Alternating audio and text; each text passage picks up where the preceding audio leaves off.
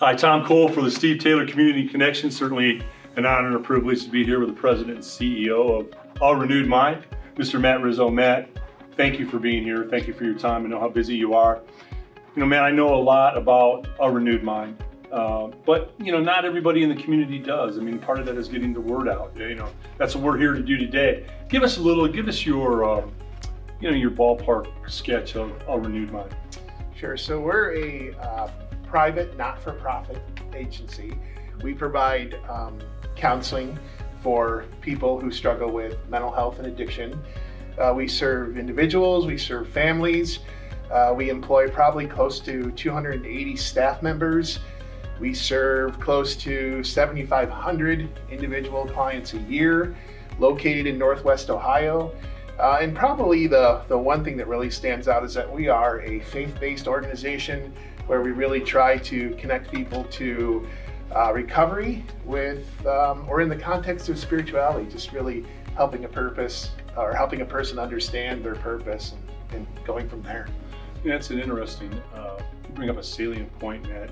I've read a lot of the books on the, all the rock stars and the people that go through, because I guess it's a very public thing when they write the books and they talk about, David Crosby and all the, Alice Cooper and all the people. As a matter of fact, I interviewed Alice about substance abuse and he was great.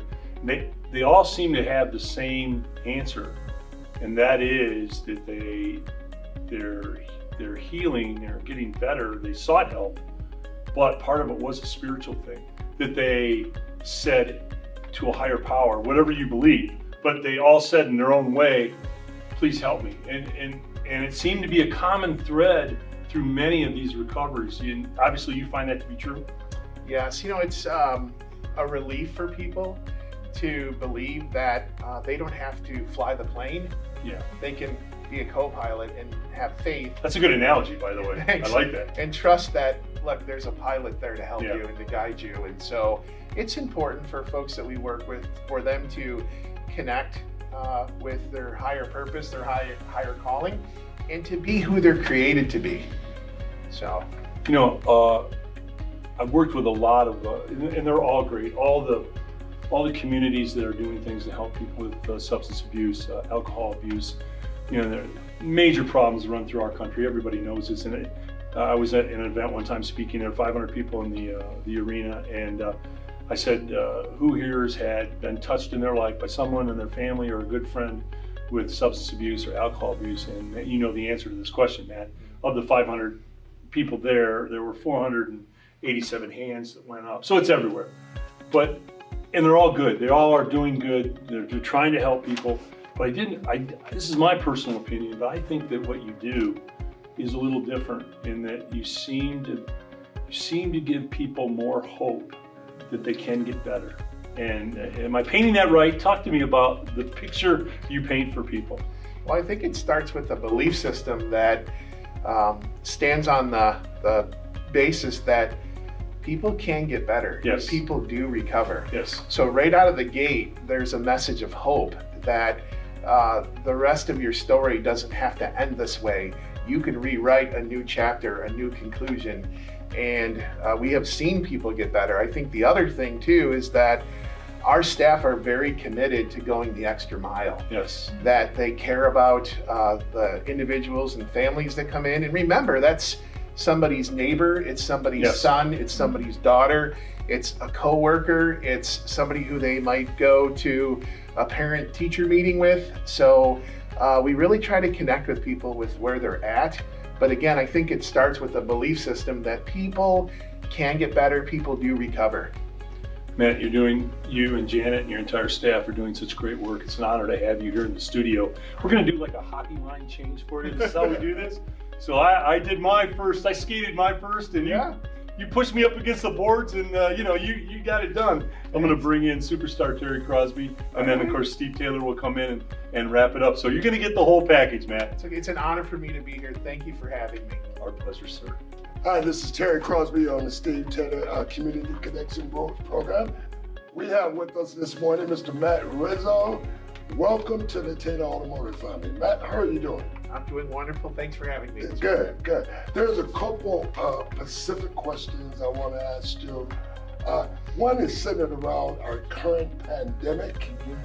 And the thing I want to find out, if you can tell our audience, what has been the difference, if any difference, in regards to the pandemic coming upon us and the level of substance abuse and misuse?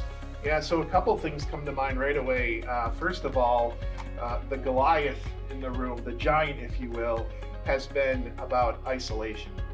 That we hear the language, social distancing, but a lot of our folks who struggle with mental health and with addiction have had to navigate through being isolated.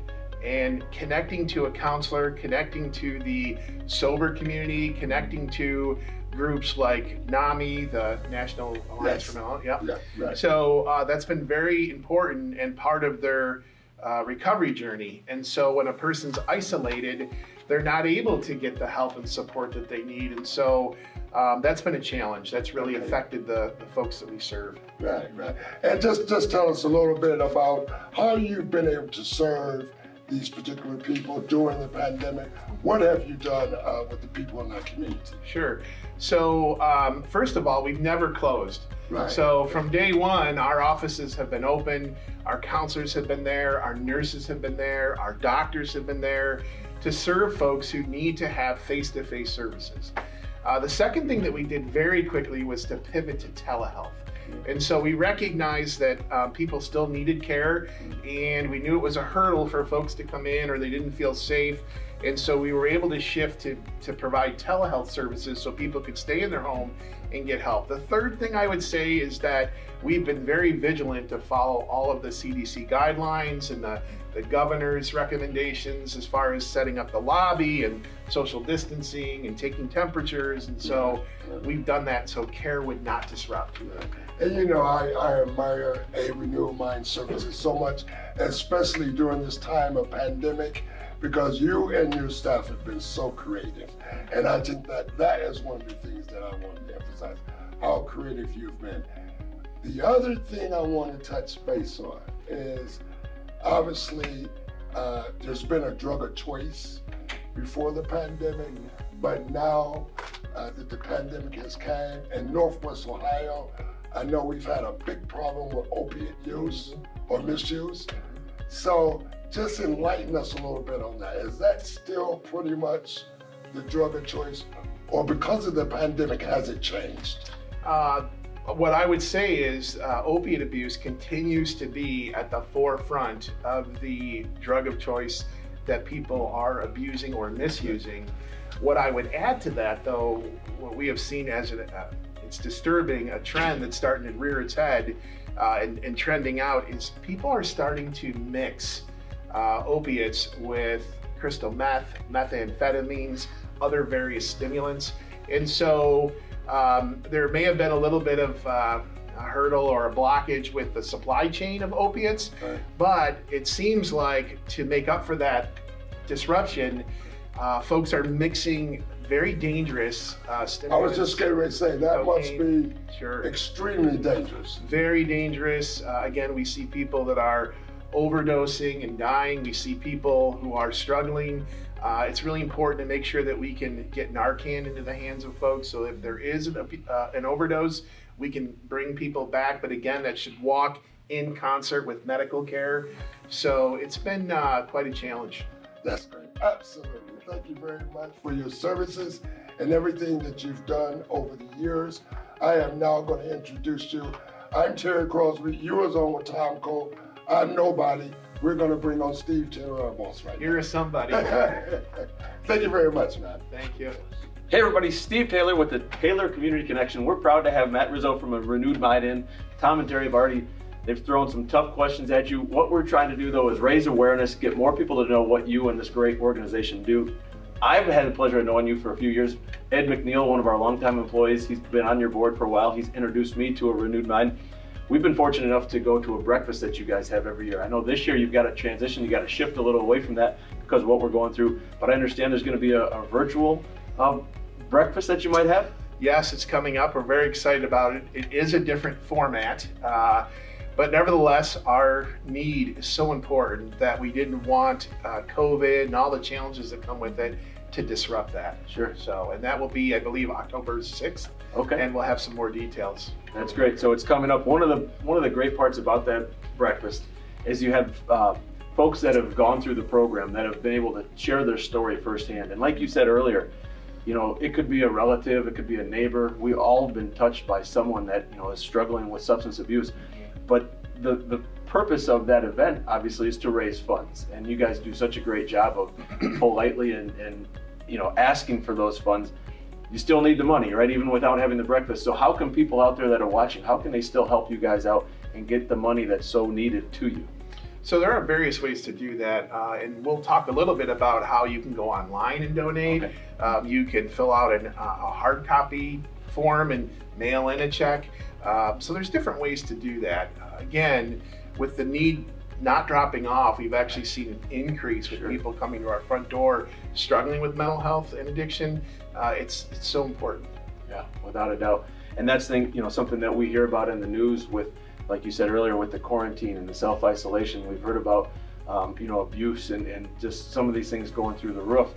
What about the folks that are out there that might know someone that's struggling, or someone themselves that has some, you know, things going on? How can they reach out to you, and how do they start that process to say, hey, I need some help, or I might know someone that needs some help? Sure, so there's a couple of different ways. You can go to our website at renewedmindservices.org. We have an 800 number that you can call to, and we'll make sure that folks have that before we leave so that they can call and get in and get help. We also have walk-in assessments where you can just show up at one of our locations and get an assessment same day within an hour or so. So we try to open up as many bridges as possible. That's great. It sounds like you make it easy to help people out, and you guys do such a fantastic job. I know I'm fortunate to know a little bit about the organization from, like I said, Ed McNeil. He has, you know, done such a fantastic job too, promoting what you do. And like you said, it's a faith-based organization, something that's a little different too, but you give these folks really hope. And that's what we're talking about. We're trying to also spread that message and say, hey, if you know somebody that's out there, if you're struggling, there's a way to move forward, there's a way to get help. So yeah, well, I appreciate that. And I can tell you that, you know, for us, it's really about the golden rule. It's that simple. Treat other people how you want to be treated. And I have to tell you personally, that's been my experience here at Taylor Hyundai, having worked with Ed and having actually purchased a couple of cars here. So it's been terrific. So you guys walk in that same spirit. Thank you very much. We appreciate that. Thank you for being on the show too. Hopefully we can spread the good word of what you're doing, and actually get some people to maybe open up the checkbooks and help you guys out too. You're doing a great job. Thank you. Appreciate it. Thanks a lot, Matt. Thanks. We'll see you.